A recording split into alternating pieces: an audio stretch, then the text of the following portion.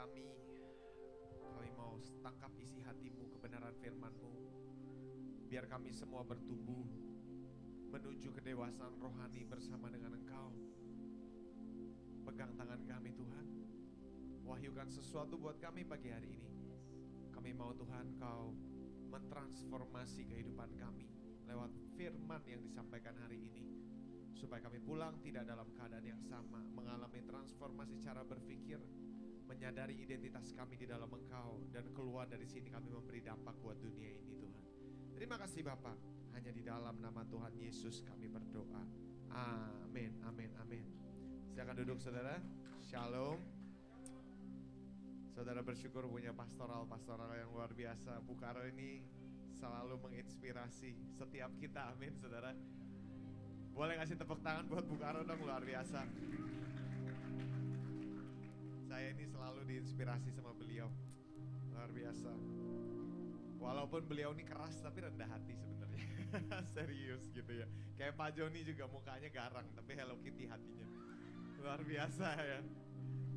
Oke. Saudara, hari ini saya belum memulai seri baru, masih belum tergerak untuk memulai sebuah seri. Tapi hari ini saya menulis sebuah khotbah yang keluar dari ketika saya lagi baca firman, lalu tiba dalam satu firman Tuhan yang walaupun ayatnya sangat-sangat sederhana, ayatnya sangat-sangat cetek gitu ya. Maksud bukan cetek, cuman sedikit terpencil gitu loh. Dan saya rasa Anda mungkin jarang dengar akan hal ini. Tapi ketika saya lagi baca firman pagi itu, saya berasa seperti ayat ini berbicara kepada saya gitu loh. Dan ketika saya ambil waktu merenungkan, saya tulis khotbah ini, saya percaya khotbah ini sebenarnya sangat-sangat penting bagi kita di masa-masa ini. Judul hari ini adalah menang dalam masa kesesakan. Menang dalam masa kesesakan. Saudara, jujur kita ada dalam masa yang tidak mudah. Betul ya.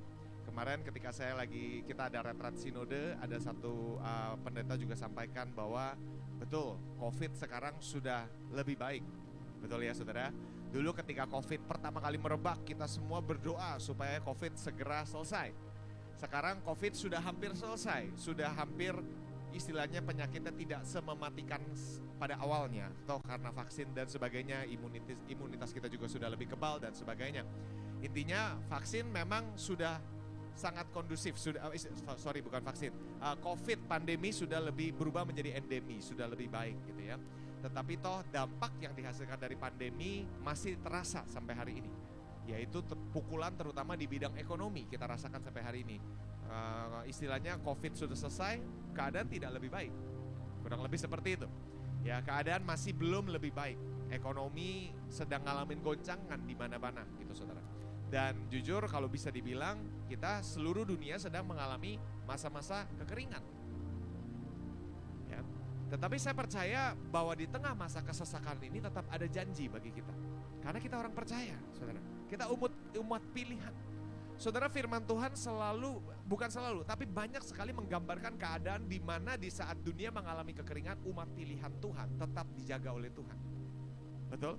Di masa di mana kekeringan terjadi, saudara, Tuhan selalu punya cara untuk menyediakan bagi umatnya. Betul ya, orang Israel selalu disediakan oleh Tuhan, sebebal-bebalnya orang Israel. Saya percaya di tempat kita ini minimal tidak sebebal orang Israel lah. Betul ya. Tetapi tetap sebebal-bebalnya Israel, Tuhan tetap peduli sama Israel dan tidak membiarkan Israel punah. Kekeringan terjadi betul, tetapi Tuhan tetap pelihara. Amin. Apalagi buat saudara yang disebut adalah umat pilihan Tuhan. Anda yang sudah berkata, Tuhan aku ikut Engkau, apalagi kamu, hidupmu pasti dipelihara sama Tuhan.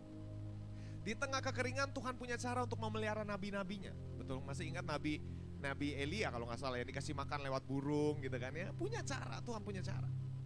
Dan saudara, saya hari ini bicara mengenai bahwa kita memang ada dalam masa kesesakan, tetapi Tuhan tetap menjanjikan kemenangan.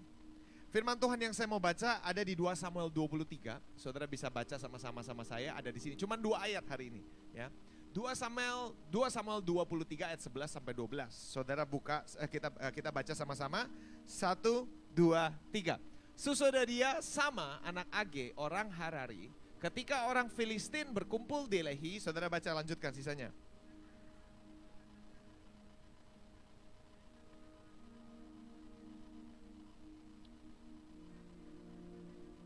ia dapat mempertahankannya dan memukul kalah orang Filistin. Demikianlah diberikan Tuhan kemenangan yang besar. Ini adalah salah satu pahlawannya Daud.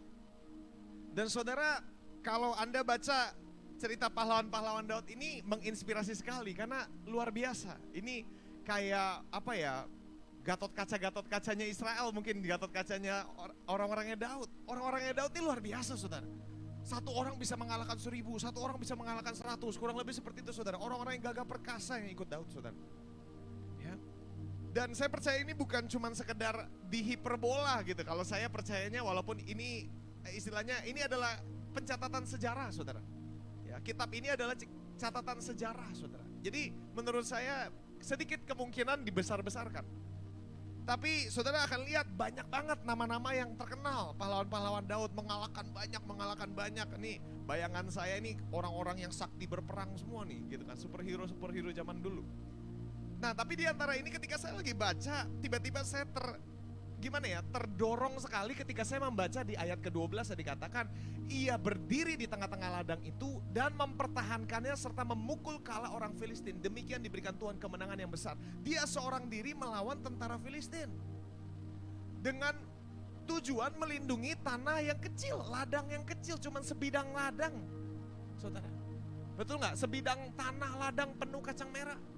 Orang Filistin berkumpul, orang Israel semuanya kabur. Dia doang yang berdiri sendiri, saudara. Ini kan luar biasa. Dia berdiri dan Tuhan berikan kemenangan yang besar. Saudara, menurut saya cerita ini sangat-sangat menggambarkan situasi kita di masa-masa kesesakan. Ya. Di mana segala macam lagi kekeringan, semua lagi susah, semua lagi takut, semua lagi lari. Tetapi ini juga adalah panggilan bagi orang percaya untuk berdiri di tengah dimanapun Tuhan percayakan Anda berada. Ketika Anda berdiri, Tuhan berikan kemenangan yang besar. Saya percaya ini ayat adalah seperti sebuah nubuatan buat setiap Anda juga. Kalau Anda mau berdiri, Allah bisa berikan kemenangan di masa kesesakan. Saudara, ya. Ketika saya baca cerita ini, saya sangat terinspirasi. Ada 4 hal yang saya mau sampaikan, biasanya 3 ya. Tapi hari ini saya mau sampaikan 4, tapi pendek-pendek, saudara. Ya. Yang pertama, saudara, Allah selalu memiliki orang-orang pilihannya. Saudara, dalam setiap zaman Tuhan selalu punya orang-orang yang Tuhan siapkan. Selalu. Saudara, kalau Anda baca kitab Hakim-Hakim pun sama. Di masa-masa orang Israel sudah hampir tidak ada harapan, Tuhan selalu bangkitkan orangnya. Bukan tiba-tiba orang itu diciptakan, tetapi orang itu sudah disiapkan dari lahirnya orang itu kan. Cerita Samson kan menceritakan seperti itu juga kan. Bagaimana Tuhan sebenarnya sudah mempersiapkan dari lahirnya anak itu, dipersiapkan dan sudah dipilih oleh Allah. Hidup kita pun demikian, saudara. Dalam setiap zaman Tuhan selalu punya orang-orangnya. Sedemikian rupa sampai ketika Elia berkata, Tuhan hanya aku seorang diri. Tuhan bilang apa? Jangan GR. Ada banyak orang-orang gua. Saudara, saya mau bilang Tuhan selalu punya orang-orang pilihannya. Dalam setiap generasi selalu ada orang-orang yang kita lihat akan berdiri menentang zaman. Bukan cuma sekedar menentang zaman dengan mengeluarkan perkataan-perkataan yang merendahkan dan sebagainya, bukan bicara soal orang yang wah ayo kita menentang, kita demo, bukan lebih dari sekedar demo. Karena demo hanya ucapan dari hati, ucapan dari mulut, saudara. Tetapi yang Tuhan mau adalah orang-orang yang dipilih, artinya orang-orang yang benar-benar hidupnya berbeda. Anda baca, saudara. Sesudah dia sama anak Age orang Harari, ketika orang Filistin berkumpul di Lehi, ada sebidang tanah, tentara Israel telah melarikan diri, tapi ia berdiri di tengah-tengah itu.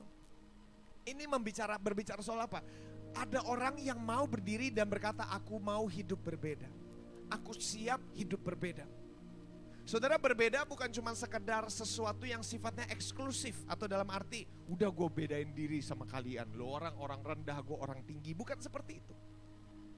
Saudara, firman Tuhan juga berkata bahwa kita ini dikuduskan, umat yang dikuduskan Allah. Ya. Dikuduskan. Saudara, mana saya ada tulis nggak ya? Kudus itu berbeda, dibedakan, dikhususkan, tidak seperti yang lainnya dipisahkan. Saudara, Anda adalah umat yang Tuhan kuduskan, yang Tuhan pisahkan. Tujuan dipisahkan bukan supaya kita tidak mau bersentuhan dengan mereka karena takut terkontaminasi sama mereka, bukan. Bukan bicara soal PSBB zaman dulu, saudara. Kalau namanya dikuduskan, banyak orang Kristen pemikiran kudus, kita harus hidup kudus. Pemikiran mereka adalah seperti jaga jarak. Karena kita takut, tujuan Anda jaga jarak apa? Takut yang ada di mereka nular ke kita, gitu kan? Ya kan COVID juga gitu kan, saudara, takut yang ada di mereka nular ke Anda. Saudara, tetapi konsep dikuduskan dari Allah bukan seperti itu. Bukan, jangan dekat-dekat, jangan jaga jarak gitu kan. Bukan begitu konsep yang Tuhan mau. Konsep yang Tuhan mau adalah Anda hidup di tengah-tengah orang dunia, tetapi hidup seperti dipisahkan. Makanya dikatakan Anda ada di dunia ini, tetapi tidak dari dunia ini. Ya. Bukan artinya Anda mau cepat-cepat lari dari dunia ini, tetapi hidup berbeda dari dunia ini. Itu panggilan kita sebagai umat Allah. Saudara, itulah firman Tuhan juga berkata, ada banyak yang dipanggil, tetapi sedikit yang dipilih. Banyak yang dipanggil, saudara. Yang dipilih sedikit. Lalu kriteria dipilih sedikit itu apa? Kalau menurut saya, ini versi saya. Yang dipilih adalah mereka yang memutuskan untuk memilih Kristus juga.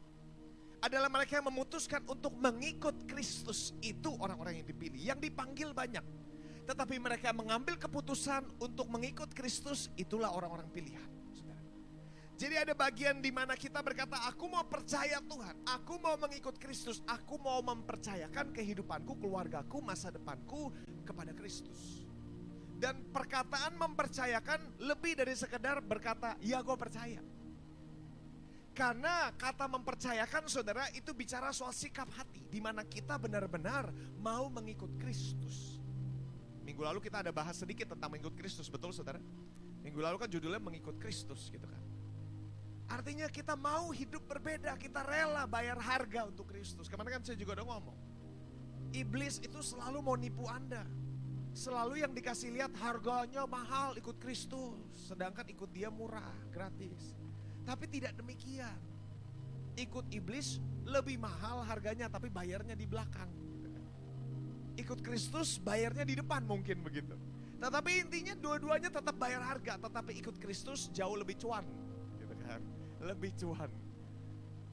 Saudara, karena itu saudara, saya berdoa Anda mau jadi orang-orang pilihan Allah. Anda semua dipanggil. Tetapi pertanyaannya, apakah Anda mau dipilih Allah? Apakah Anda mau bersedia hidupmu berkata, Tuhan, aku mulai dengan Allah, hidupku mengikut Kristus. Karena Daniel 11 ayat 32 berkata begini, tetapi umat yang mengenal Allahnya akan tetap kuat dan akan bertindak.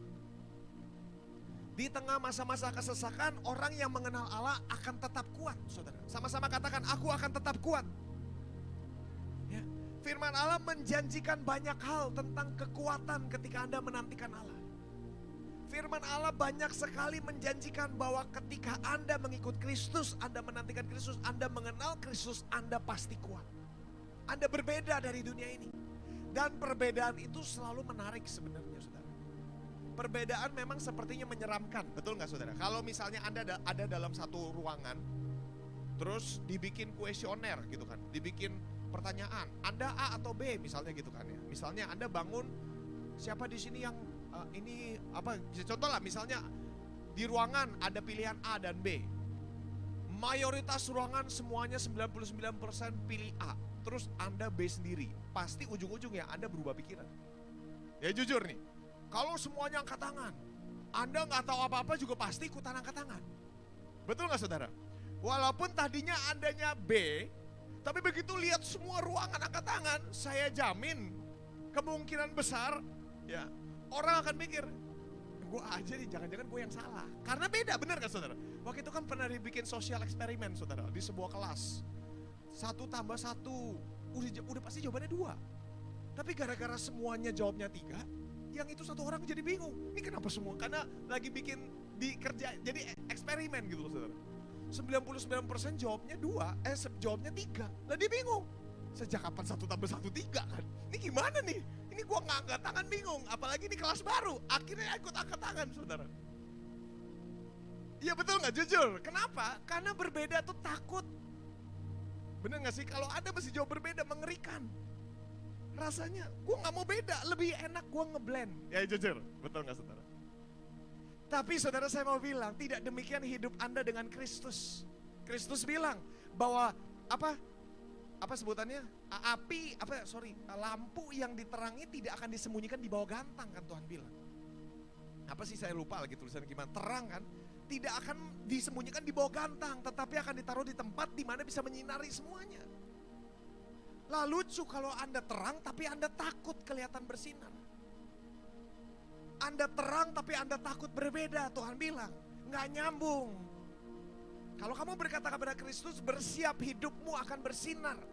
Dan jangan merasa bersalah ketika Anda bersinar. Saudara, saya mau bilang, banyak orang Kristen terkadang merasa bersalah kalau diberkati di tengah orang-orang yang tidak diberkati. Jujur, kadang-kadang loh, merasa menikmati berkat Tuhan itu merasa berdosa, sementara yang lain lagi susah. Betul gak jujur? Karena kan hati kita berasanya pengennya semua susah, gue juga mau susah lah. Nah tapi tidak demikian, saudara. Kerajaan Allah itu bukan komunis. Kalau komunis kan semuanya rata, semuanya sama, gak ada yang boleh lebih kaya dari yang satu. Betul gak saudara? Komunis kan gitu. Uang diatur presiden, jadi semua rakyat keuangannya sama, merata. Kan komunis kan. Terus beberapa mikir gini, kalau gitu enakan komunis dong, sana pindah gitu. Indonesia bukan komunis, saudara. Keuangannya tidak diatur pemerintah, tidak rata. Kurang lebih seperti itu. Jadi saudara, ini bukan artinya bahwa kita semua harus sama. Tetapi kita semua perlu belajar menikmati apa yang memang Tuhan percayakan. Dan tidak perlu merasa bersalah kalau memang Tuhan sedang membuat Anda bersinar. Biarkan. Kadang-kadang Tuhan bisa pakai hidupmu untuk bikin orang lain iri. Tapi irinya mungkin bisa Tuhan rubah jadi ngejar Tuhan. Itu orang kejar Tuhan loh.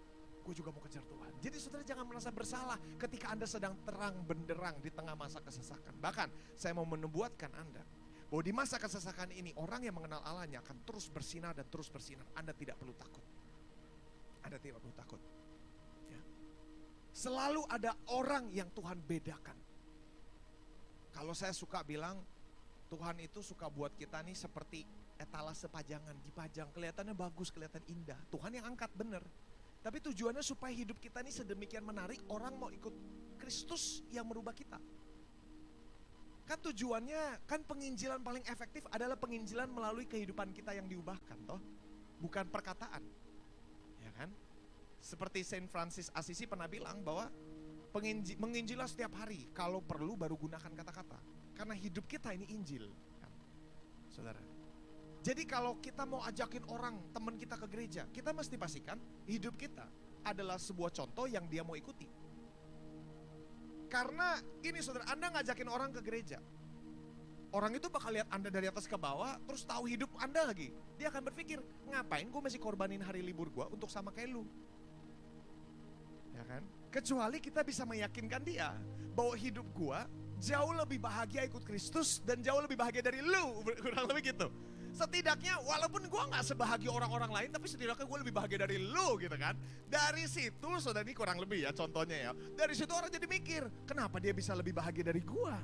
Padahal gajinya sama, kerjanya di tempat yang sama. Ya, situasi kita, tempat tinggal, lingkungan semuanya sama. Kenapa dia bisa lebih bahagia dari gue?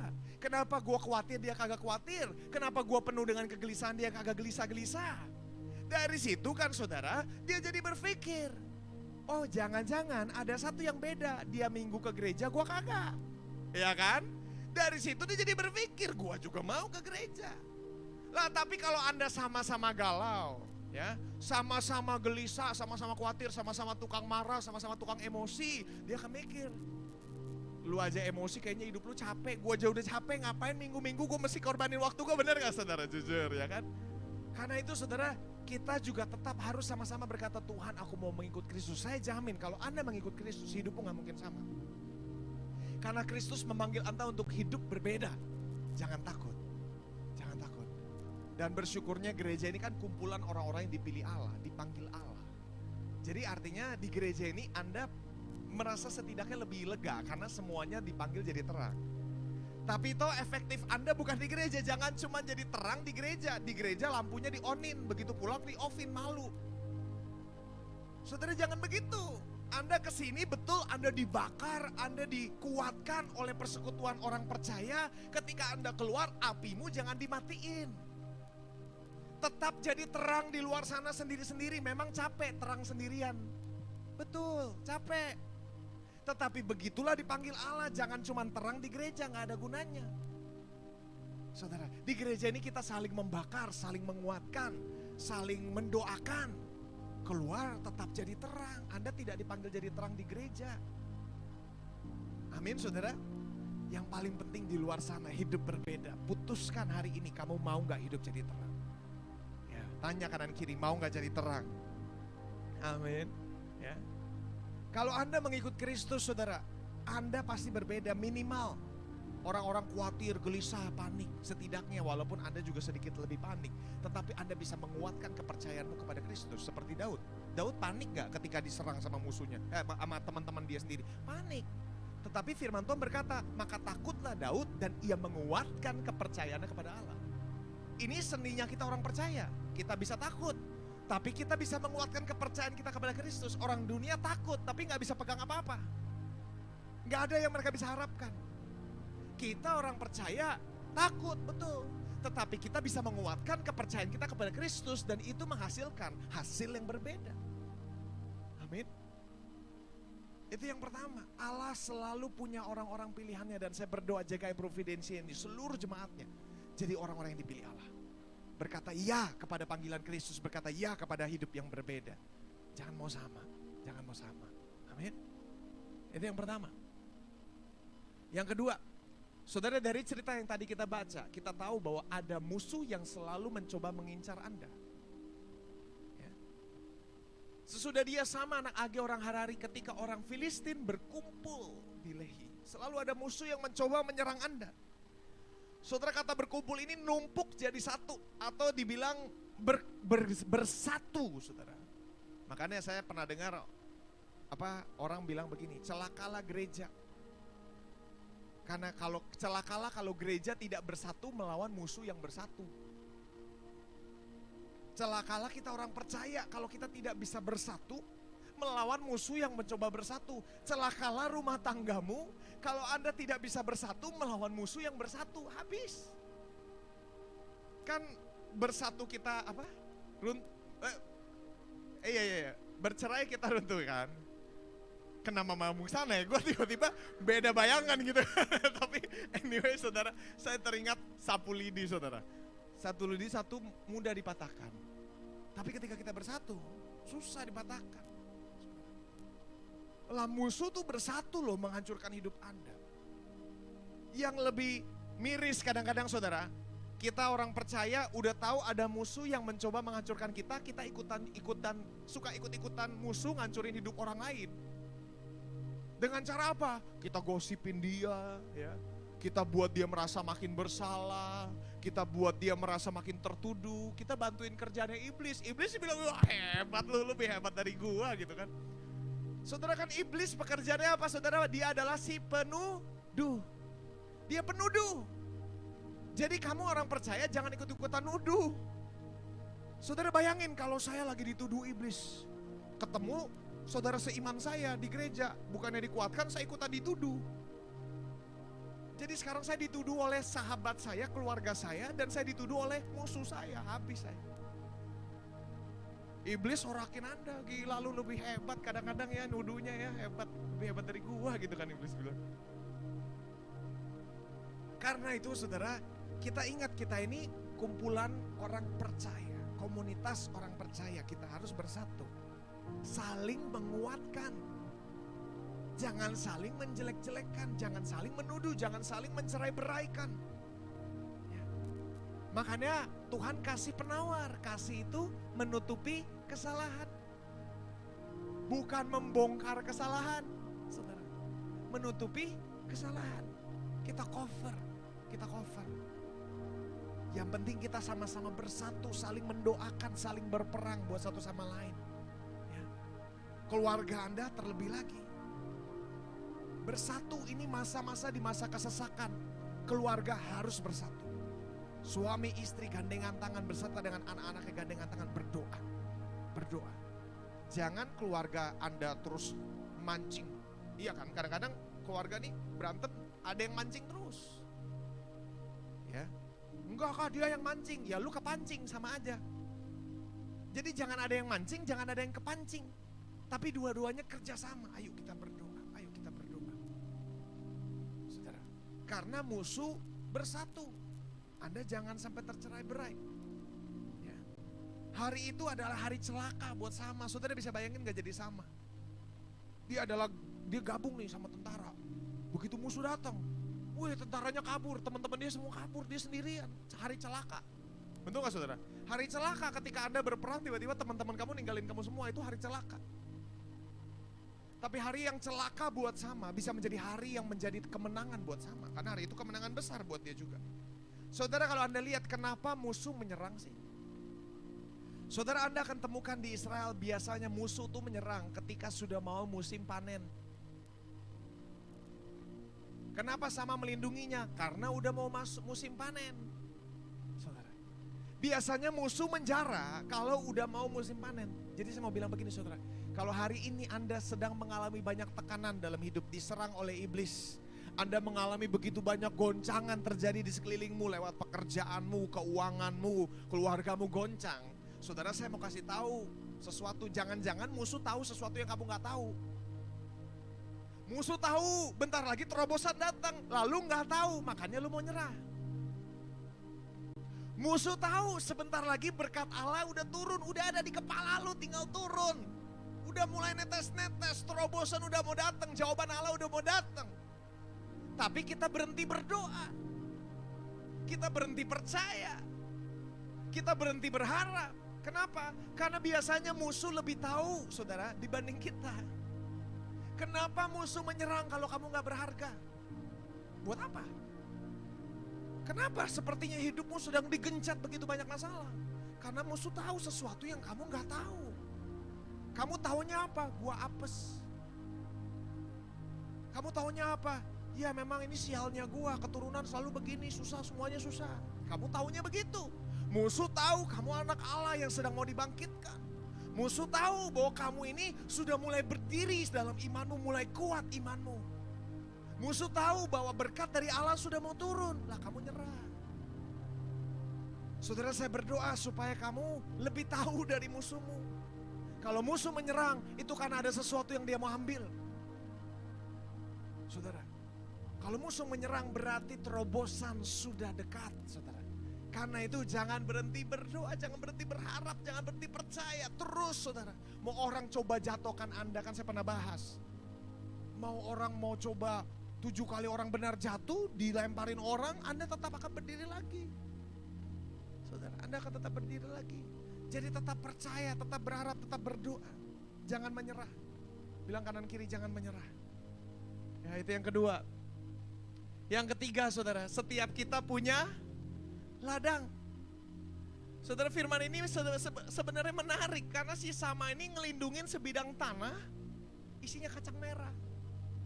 Kacang merah ini gak berharga saudara sebenarnya. Kok mesti mati-matian memperebutkan kacang merah? Karena saya bingung gitu saudara. Mending kalau memperebutkan kawanan sapi gitu kan, atau domba gitu kan, kayaknya lebih berharga. Ini sebidang kacang merah. Cuman kacang merah.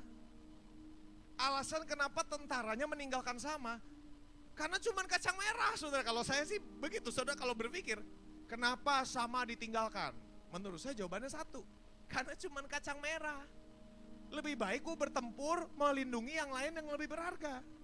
Pertanyaan saya, kenapa Sama tetap berdiri sementara yang lain kabur? Jawaban saya adalah karena itu tanah walaupun kacang merah itu punyanya Sama saudara. Saudara ngerti gak sih? Ya kalau itu bukan punya gua bodo amat. Tapi kalau punya gua beda cerita.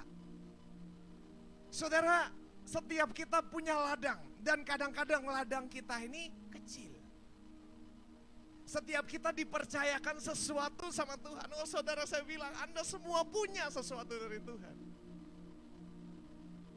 Saudara, Anda punya sesuatu yang layak diperjuangkan. Tetapi bagi dunia, bagi orang lain, bagi teman-teman seperjuanganmu, bagi teman-teman imanmu, belum tentu itu layak diperjuangkan. Ini kan yang ninggalin dia kawan-kawan mitra dia saudara. Pasukan Israel sama-sama toh ditinggalin.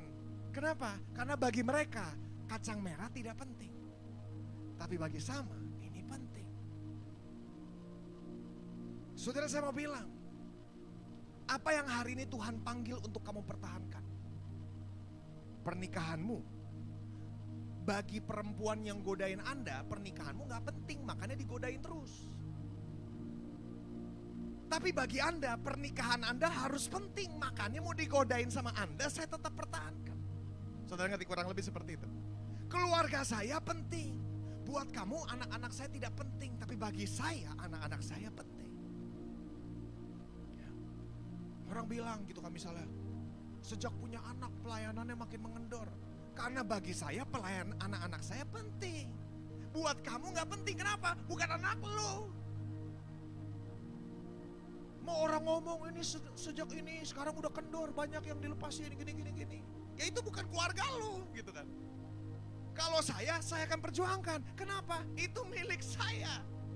Itu yang Tuhan kasih, itu yang Tuhan percayakan, dan itu milik saya.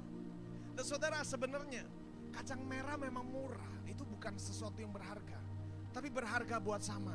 Saudara, saya kasih tahu satu alasan lain kenapa Sama memperjuangkan sebidang tanah itu. Selain itu memang milik dia, satu lagi saudara. Saudara, di zaman Israel, tanah merupakan warisan. Tanah itu sesuatu yang diwariskan kepada keturunanmu. Kalau orang tidak punya tanah, maka tidak ada yang diwariskan. Itu merupakan warisan generasional. Sama tahu pentingnya ini. Kenapa? Kalau diambil musuh, tidak ada yang bisa saya wariskan kepada keturunan saya. Dan jujur, bagi Anda yang sudah punya anak, warisan adalah sesuatu yang kita akan perjuangkan mati-matian. Dan warisan bukan cuma soal harta, tapi warisan kerohanian, betul gak saudara? Warisan iman tuh penting. Saudara masih ingat anak rohani Paulus? Namanya Timotius. Timotius orang yang beriman, orang yang hebat. Tapi Paulus pernah ngomong, lu masih sadar, iman lu nih adalah turunan warisan dari malu dan nenek lu. Warisan iman tuh warisan lo saudara. Iman yang saya punya itu warisan dari mama saya, saudara. Dan nanti iman yang anak saya punya warisan dari neneknya dan dari saya orang tuanya. Apalagi Anda saudara sama. Anda harus bisa mewariskan, perjuangkan imanmu. Makanya Paulus bilang perjuangkan iman. Aku bertahan sampai garis akhir dan aku tetap memelihara iman. Kenapa iman yang dipelihara? Paulus gak punya apa-apa yang diwariskan, dia gak punya harta. Semua udah diambil saudara. Tapi dia tetap bisa mewariskan sesuatu kepada anak-anak rohaninya apa? Warisan iman. Dan sampai hari ini warisan imannya masih kita pegang. Tulisan-tulisannya, betul gak saudara? Itu warisan iman. Dan itu jauh lebih berharga daripada warisan harta. Saudara, saya berdoa biar anak-anakmu saudara tumbuh besar. Dia akan berpikir memang mama saya, papa saya tidak wariskan harta. Tapi dia wariskan yang lebih berharga yang membuat saya berhasil sampai hari ini. Apa? Iman. Memang saya tahu papa mama saya susah. Keuangan mereka sangat susah. Tapi di tengah kesusahan mereka, mereka tetap percaya Tuhan. Dan hari ini saya menikmati jatah dari anak yang mama papanya mengikuti Tuhan. Saya berdoa anak-anakku bisa berkata demikian. Karena Tuhan berjanji anak cucunya tidak akan meminta-minta. Saya berdoa saudara, sesusah-susahnya Anda perjuangkan imanmu. Supaya kenangan dari anak-anakmu nanti adalah begini. Papa mama saya adalah orang yang berdoa. Jangan warisan harta udah gak bisa kita kasih, warisan iman juga gak bisa kita kasih. Anak kita luntang-lantung. Saudara ngerti ya? Jadi minimal perjuangkan imanmu. Itu yang Anda akan wariskan. Makanya sama mati-matian. Sambil mencucurkan air mata menurut saya. Karena sakit ditusuk. Betul gak sih? Ibaratnya teman-teman gue ninggalin gue sendirian. Kurang ajar lu ya semua ya. Awas kalau gue balik, kurang lebih gitu kan. Sambil bercucuran air mata saya bisa membayangkan heroiknya saudara. Dia lawan semuanya sambil mikirin ini buat anak gue, ini buat anak gue. Betul gak saudara? Saudara, demikian juga iblis sekarang zaman kita ini adalah generasi yang mencoba mematikan iman kekristenan loh. Segala sesuatu dalam kekristenan sekarang dipertanyakan. Dari gender yang sudah mutlak Allah ciptakan manusia dan laki-laki dan perempuan aja, itu jadi dipertanyakan. keabsahan Alkitab dipertanyakan. Dan semuanya dipertanyakan kenapa? Yang sedang iblis coba buat apa sih? Imanmu. Yang ditargetkan imanmu. Saudara, saya berdoa kita jemaat GKI Providensia makin kokoh dalam iman kita. Bukan demi kita, tapi demi anak-anak kita. Sesuatu yang bisa saya wariskan buat anak-anak saya. Ya. Buat Anda contoh, salah satu alasan, ini salah satu ketika saya dulu masih bergumul dengan pornografi. Salah satu alasan yang membuat saya rela untuk benar-benar puasa 40 hari, saya masih ingat tuh dulu. Berjuang untuk lepas dari itu. Karena satu, saudara. Karena saya gak mau anak saya, walaupun saya tahu akan bergumul juga suatu hari, tetapi saya gak mau mewariskan yang seperti ini buat anak saya. Itu alasan yang membuat saya kokoh berjuang. Something to fight for. Ini buat anak saya. Pengurapan buat Anda gak penting, bagi saya penting. Karena ini milik saya yang akan saya wariskan kepada anak-anak saya. Demikian juga Anda. Kekristenan penting apa tidaknya tergantung Anda. Anak-anakmu nanti akan mengikuti jejak kekristenanmu, tergantung Anda. Amin. Saya berdoa kita ambil keputusan yang tepat, mewariskan sesuatu pada anak kita. Yang terakhir, ketika kita berdiri, Allah berperang. Ini saudara, yang paling penting berdiri. Karena kita lihat saudara, maka berdirilah ia di tengah ladang itu, ia mempertahankannya dan memukul kalah. Demikianlah diberikan Tuhan kemenangan yang besar. Jadi pertanyaan saya, yang bawa kemenangan Tuhan atau sama? Kalau saya bilang dua-duanya gitu loh saudara. Memang ada bagian Tuhan tapi ada bagian sama. Kalau Tuhan mau beri kemenangan tapi sama tidak mau berdiri, saudara, tidak ada kemenangan. Makanya saya bilang begini, saya suka dengan orang ngomong begini. Tanpa Tuhan kita tidak bisa. Tanpa kita Tuhan tidak mau. Saudara, bukan tidak bisa, tanpa kita Tuhan bisa, tapi dia gak sudi. Tanpa Tuhan kita gak bisa, tanpa kita Tuhan gak mau. Tuhan bisa gak beri kemenangan tanpa sama? Bisa, tapi dia gak mau. Saudara, ketika sama berdiri, Tuhan beri kemenangan. Jadi yang perlu sebenarnya satu, saudara. Anda berkata, ya aku mau perjuangkan. Dan bukan cuma ya di mulut. Bukan cuma pulang dari tempatnya, ku jawab ya, ku jawab ya, ku jawab ya Tuhan. Terus dibikin dangdut lah, ajub gitu kan. Percuma Anda nyanyi kayak gitu saudara, tetapi kalau sikap hatimu, gerakan hidupmu tidak seturut dengan nyanyianmu. Ya, aku berdiri, aku putuskan. Semua udah gak perlu, gak penting. Saudara, kecenderungan dosa-dosa yang kita sembunyikan gitu kan ya, dosa-dosa yang kita masih suka pegangin, itu gak penting. Gak sepadan dengan harga yang kelak Anda harus bayar. Tapi kan ada anugerah, betul ada anugerah, tetapi tidak menghilangkan bayar yang tetap kamu harus bayar, saudara. Tetap ada konsekuensi yang kamu harus tanggung.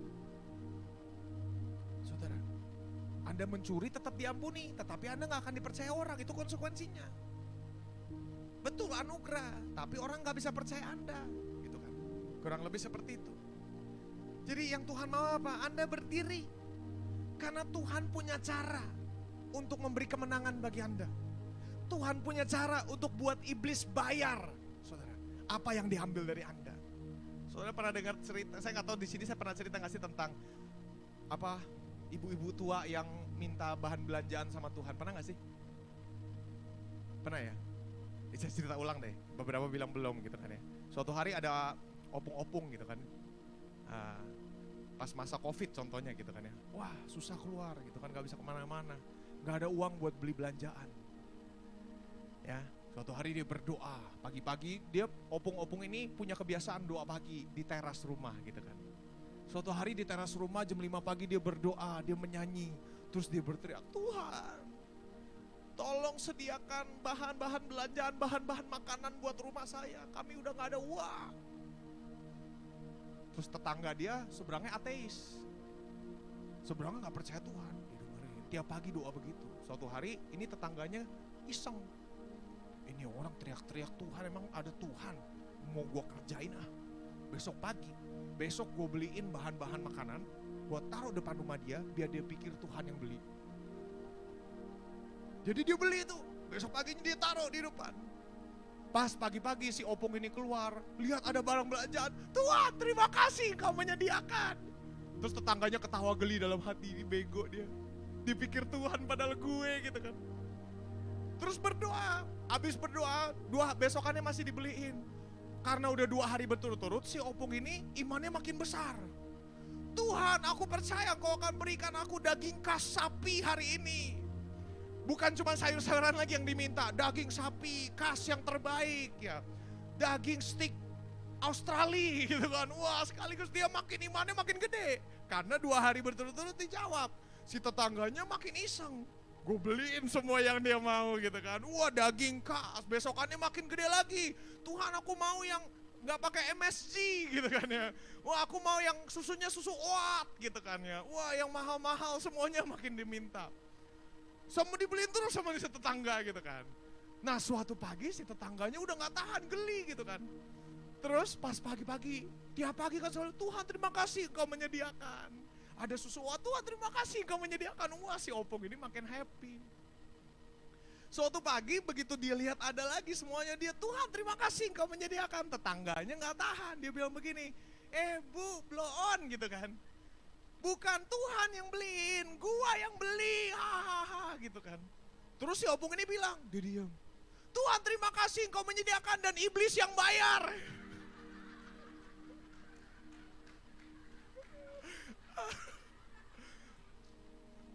Saudara, menurut saya Tuhan punya cara, saudara. Tuhan punya cara. Dan Tuhan, saya percaya Tuhan punya cara untuk menyediakan bagi Anda dan buat iblis yang bayar, saudara. Serius. Dia selalu punya cara yang ajaib, saudara, untuk membuat iblis bayar. Serius. Bukan tetanggamu iblis ya, saudara mengerti maksud saya ya, saudara. Balik ke khotbah nih, saudara. Ya. Dia bisa buat iblis bayar. Sukacita yang bertahun-tahun hilang dalam keluargamu, dia bisa bayar. Dia bisa buat iblis bayar. Dan iblis memang harus bayar. Ketika Anda berani berdiri buat keluargamu, Anda berani berdiri untuk Tuhan, di ladang yang kau harus perjuangkan. Mungkin iblis mencuri keuangan keluargamu sudah 7 tahun. Ya. Kalau Anda mulai berdiri, Anda mulai perjuangkan, Tuhan bisa buat iblis balikin 7 kali lipat, saudara. Kan pencuri kalau kedapatan mencuri harus membalikan 7 kali lipat, itu hukumnya firman Tuhan. Tapi yang Tuhan nanti apa? Engkau berdiri. Tanpa Tuhan kita gak bisa. Tanpa kita Tuhan tidak mau. Tanpa Tuhan kita nggak, itu pemulihan keluarga nggak bisa terjadi, betul saudara. Tapi tanpa Anda, pemulihan keluarga nggak mau Tuhan buat keluargamu. Tuhan cari orang yang mau berdiri. Amin. Mari kita bangkit berdiri, saudara, kita berdoa. Saya percaya ini masa di mana kita dibedakan. Elia ketika di masa kekeringan sama seperti kita di masa kekeringan, Tuhan bisa buat gagak-gagak memelihara Elia, saudara. Betul nggak? Bahkan di masa kekeringan Elia bisa makan daging. Di masa itu cuma raja doang yang bisa makan daging. Tapi Elia masih bisa makan daging, saudara. Artinya apa? Bahkan di tengah dunia sudah mengalami resesi, kekeringan dan segala macam, Anda masih bisa diberkati. Anda masih bisa diberkati. Percaya Anda masih bisa diberkati. Amin, saudara. Mari kita berdoa.